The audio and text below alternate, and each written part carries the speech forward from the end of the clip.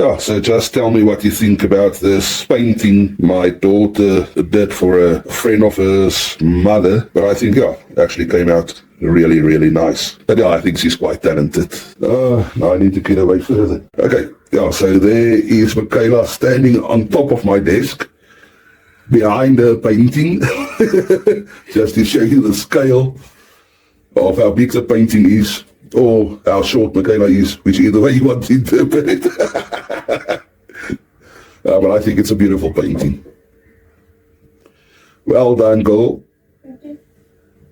Thank you.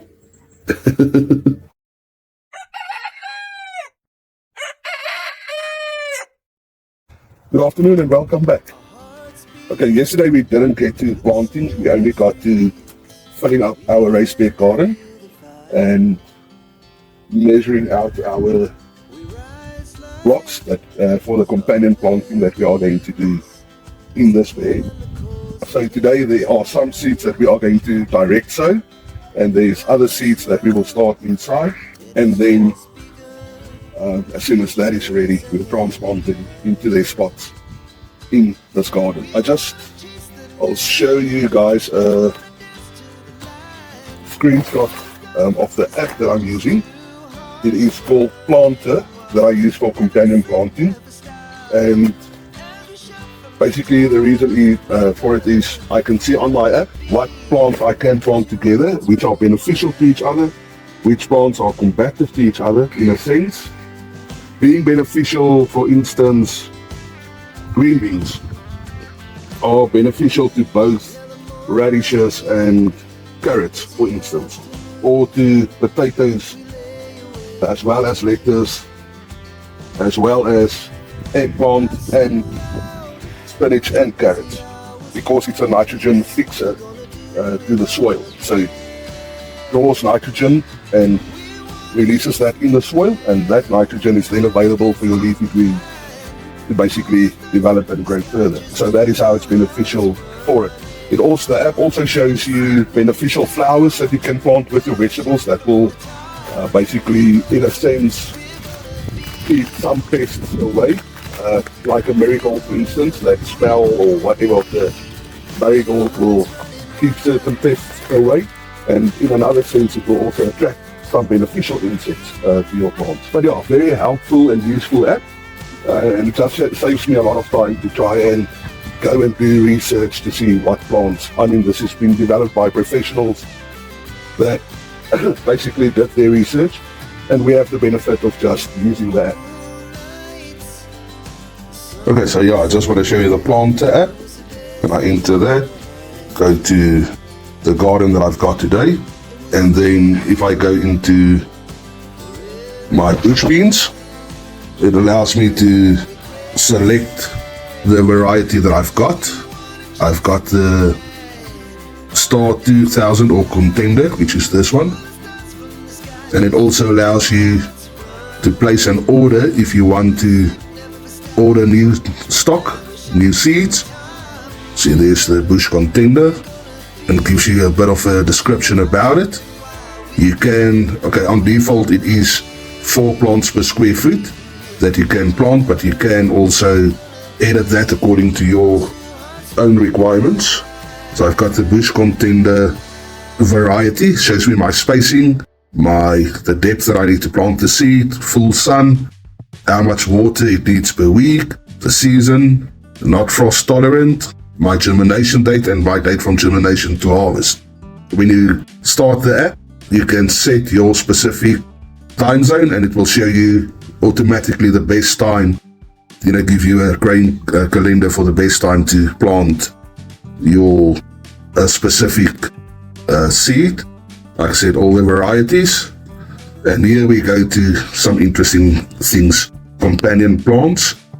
You can plant beans with plants. Beans add nutrients that help the plant to grow. These plants are nitrogen fixers, which are very, very valuable to fruit trees. And it shows you the basic companion planting guide that you've got. So here, going down all your companion plants, it shows you which are the best to plant it with. And here you can see on the blue arrow, the bean that basically benefits your plum or your spinach or your chard or lettuce. Here with the yellow, if you plant it with rosemary helps keep pests away from your beans. And again, it's beneficial to squash, pumpkin, cucumbers, eggplant, in nutrients and it deters pests. Peppers, tomatoes, celery, corn adds nutrients, potatoes adds nutrients and keep pests away, carrots. So it's very, very nice to see. Marigolds that keep, again, pests away from your beans. Okay, and then combative plants. Can just go in there. So these are other veggies that you don't want to plant with your beans, like onions, leeks, and garlic, all your alliums, which basically inhibits the growth of your bean. Some nutritional information: vitamins B9, nutrients, fiber, iron, magnesium, potassium. Here are a list of pests that you have to guard against, diseases as well, and then some beneficial critters that you can allow or hope to attract to your garden, and just a general guide on how to grow and harvest and store your beans, and a bit of other nice information and articles that you can get into. So yes, I'm quite taken by this app. I've used it for a couple of years now, and it helps me quite a bit. So on the screen as well, you can see how the bush bean and the pole bean, basically from both sides, benefit your carrots, your radishes, potatoes, spinach, eggplant, and iceberg lettuce. Or in my case, I've got, let me change that quickly. I've got the butterleaf lettuce. I don't know why I've got it in as iceberg, but I've got butterhead, so I just changed my variety there so I can make sure to keep track of everything that goes on in my garden. And so you can go with each and every plant, look at different varieties. I've got the Black Beauty brinjals or aubergines, eggplants that I'm growing. Gives me my growing calendar, or my companion plants that I can plant with it, as well as combative plants that I need to avoid. Some info about the pests and diseases, and some info about some beneficial critters, like the assassin bug over here. Very interesting, and especially if you are quite attentive in your garden and you start seeing all these bugs coming in and what function they play in your garden, in its little ecosystem. Actually quite interesting to see what is going on. So let's quickly just take this netting off. Okay, I think I'll improve this little setup here today as well. You want to start top this side and work down this side. Well, okay. I'll see, I've got runner beans, which we can then either do a trellis from this bed to the next bed, and make like a there's a trellis, or I could just make a square trellis.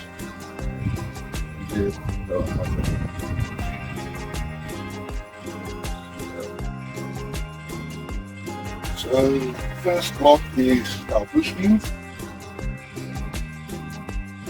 It's bush bean, carrot, pole bean, eggplant. Okay, eggplant, we are starting inside, so just keep that open. Cherry bell, okay, then potato, New Zealand spinach, and then butterhead lettuce. Oh, that's also starting inside. Okay, then another potato, beetroot, cabbage is starting inside, and another potato. Another potato, turnip, potato, Swiss chard. Sorry, here's another potato, and another Swiss chard.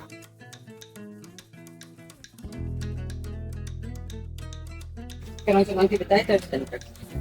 Ja, in die middel en so, Lucia? Yes. Dan vir mamma daai klein gaatjie. Wat fyn. Ja, so goed vir jou. So say 4 bush beans. Okay, yeah, so to maximize your yield in a small little garden, you can plant certain plants in a higher density, like bush beans per square foot of area. We can plant 4 bush beans or 4 pole beans. Carrots you can plant up to 16 per square foot. But then others like potatoes will be only 1. Okay, so the carrots we said we only need 9. We can go up to 16. In the middle. But I'm only going to do 9. So the carrots I did sow a bit more densely, but we will thin that out. Pole beans, also cool. Lazy house one. Radishes can also go up to 16.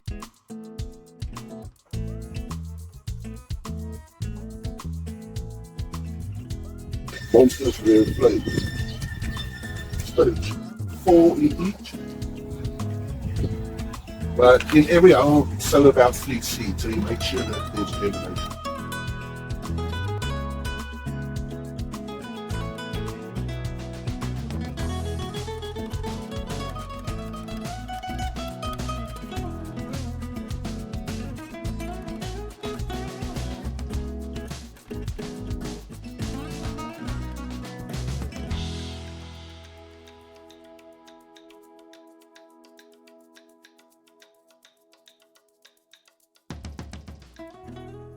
So you'll see we didn't plant the whole garden because we only try and plant what we need as a family for fresh eating at the moment.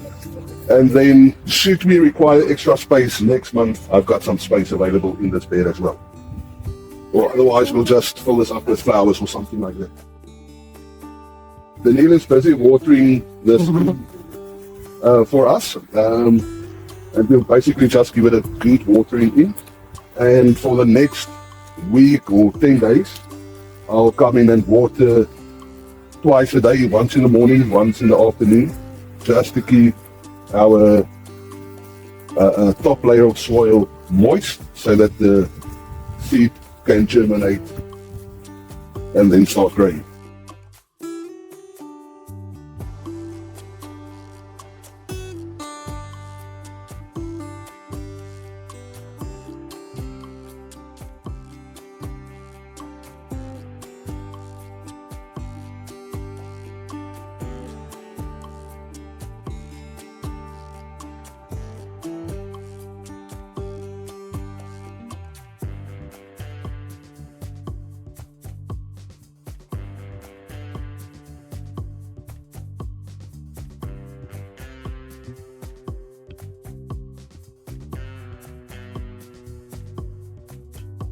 So the first couple of seeds for the season is in.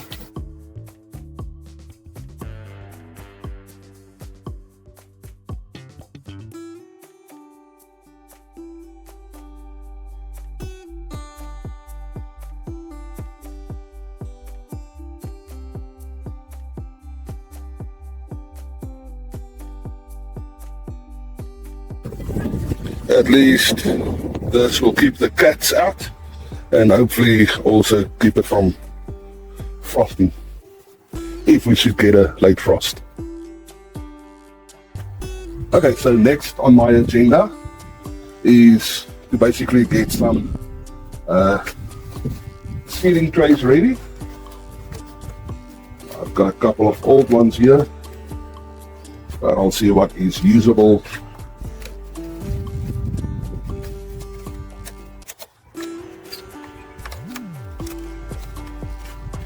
And just reuse it. This one is already using. This one is done for.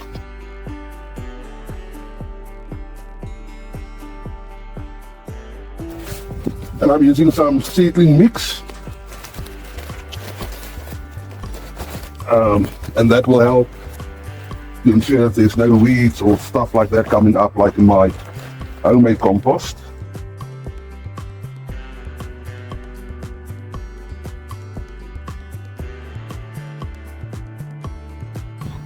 I want it a little bit pressed down, but not too compacted.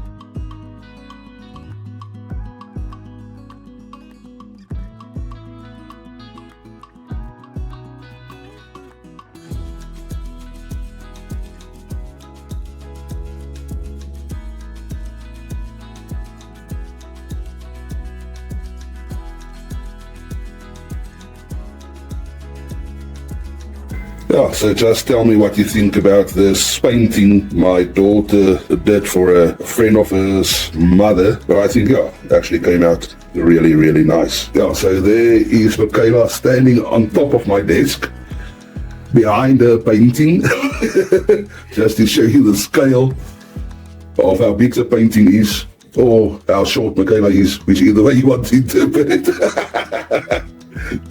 But I think it's a beautiful painting. Well done, girl. Thank you. But yeah, I think she's quite talented. So let me just finish over here. Put the seeds away that I've already direct sown outside. And I promise you one day have a better setup for my seeds, but at the moment this is functional. And like I said, I've done all my planning on my computer and I keep record of it. Then you'll just fix the camera over there. I fixed you with it. Anyway, yeah, so I've got everything here, my grain calendar, when I sow, my germination time, my estimated harvesting time and the harvesting period, and when I should then basically remove the plants from the garden to compost. And that basically works for me, having everything on a spreadsheet and having record of everything. And from there I basically carry it over to my calendar, from which I do my to-do lists and all that type of things to make sure that I plan everything accordingly and always, well, as far as possible, keep my thumb on top of things. So for now, let's start with the seeds that I need to start indoors for this month, the month of August 24. Okay, so cabbage, for my family, only one. We don't eat a lot of cabbage. I enjoy it. I enjoy sauerkraut, but it is not something that we eat a lot of, and it's not something that the rest of my family enjoys. So, last grain season I grew quite a bit, and we ended up feeding all our cabbages and kale to the chickens, and the chickens appreciated it. And to be honest, there's only so much cabbage that I can eat. But I think having it in the garden, at least in the minimum, to try some recipes with, and some things, maybe adding cabbage to a shawarma or a fajita or some sandwiches, will help you develop a palate for it in the future. And then you might start growing more of it. So just because you didn't like it the first time that you tried it, I don't think you should completely steer away from it and say I don't like it. So I take it, when we started with squash, my kids didn't enjoy it at all. When I then tried to use it to bake pumpkin pie, and I got Lucian to eat that, then I started making some squash pancakes and crumpets and stuff like that, and it actually took off. And then this season, when I thought I needed some new innovative way to incorporate squash into their diet, they just wanted it steamed, and just like that. And then they loved pumpkin and squash for some reason. So yeah, I think it's just getting them to develop a taste for it. So yeah, I'll keep planting cabbage, at least in the minimum, and see if we ever grow to love it. But last season, I think I pushed it, but the chickens loved it. Eggplant, also only one.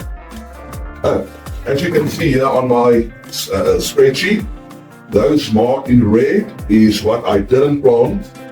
Either I couldn't get my hands on seed, or it's something that we are completely unsure of whether we would like it. Like asparagus, I love asparagus, I know my wife hates it, but I couldn't get any seed or whatever to start. So yeah, what I didn't plant is in red, what I've sown directly is in green, and the yellow is what I start indoors to transplant later. Oh, come on. There we go, back and forth. Okay, although I only need one eggplant,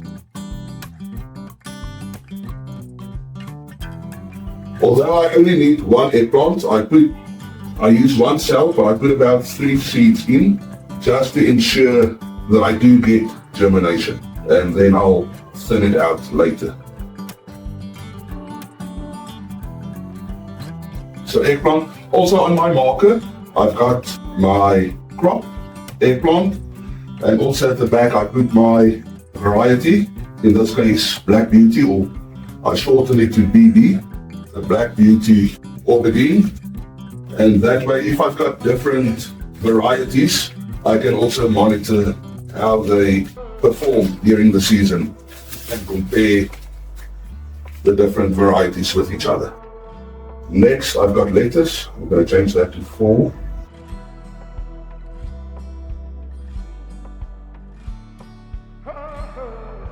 So 4 cells, and I'm going to put about 2 or 3 seeds in every cell.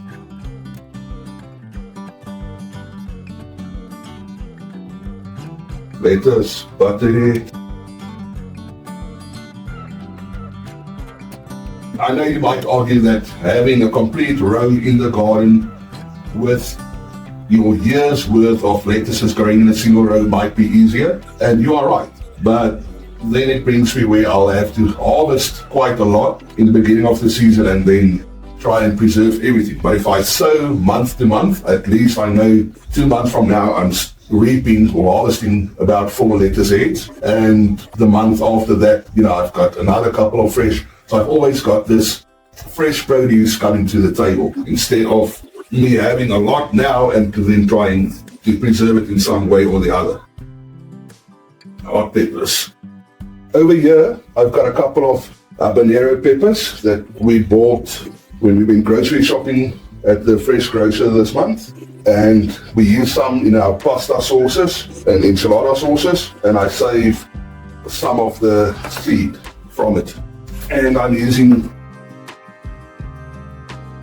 going to use this seed to germinate for our garden.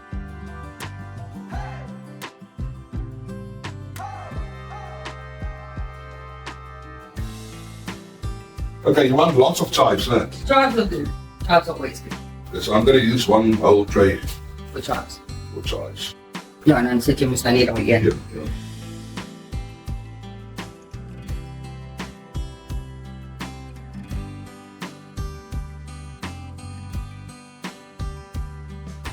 Celery.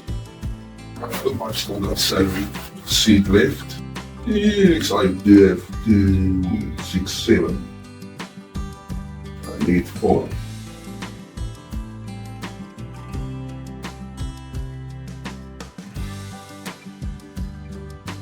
Celery. Tomato moneymaker. Tomato floridate. Okay, and this is some Roma tomatoes that we saved from seed. And let's see if this works.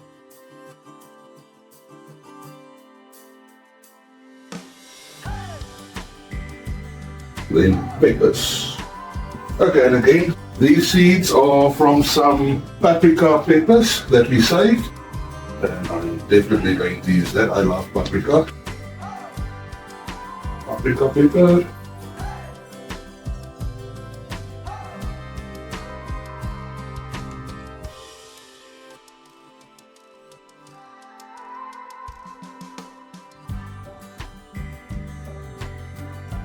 Paprika peppers. And lastly, California Wonder. I also do have 8 pepper plants at the moment that I got from a friend in autumn, and we got it to overwinter here in the office. But it's a mystery batch of peppers. We assume it might be California Wonder, but we are not sure. So I am going to start some California Wonder in the trays as well. As a matter of fact, those mystery peppers are actually starting to blossom now, and it wants to fruit, but we continually take the blossoms off because we still need to plant them in the garden. But we are still at risk of frost, so I don't want to plant it now. So if we can maybe push through for another 4 weeks, then I'll have those in the garden.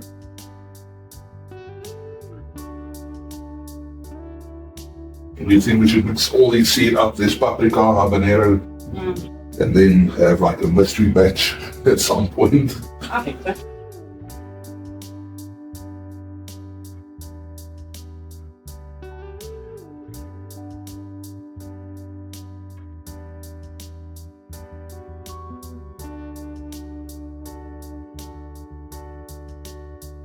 Into the greenhouse we go.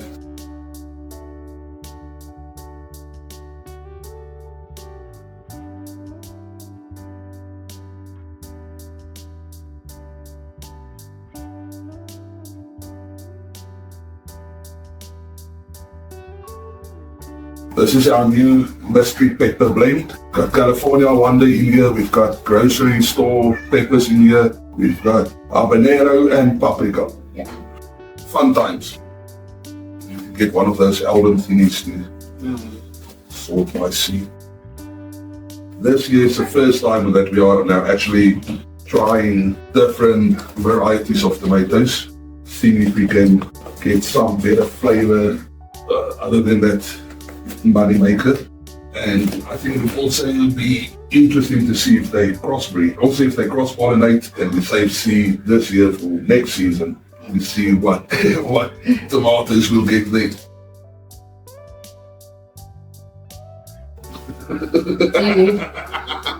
Right. I tried. So this is, I think, now the end of the raised bed garden. It's now 3 o'clock, around 5 o'clock I'll go and just water the bed again to ensure that the seeds remain moist, and tomorrow morning, so that's now a new chore daily chore that I can put on twice daily. But thank you for joining us on this journey where we start preparing for our new growing season, building the raised bed, easy, simple raised bed that we built and that we filled, that we topped up with a bit of compost and, the wind is picking up, compost and topsoil.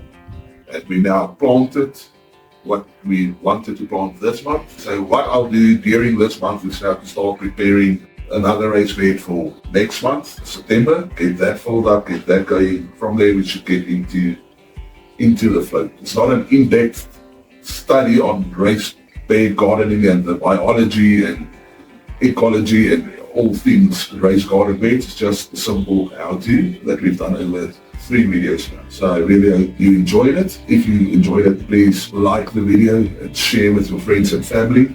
If you enjoy content like this, please subscribe to our channel, help our channel grow.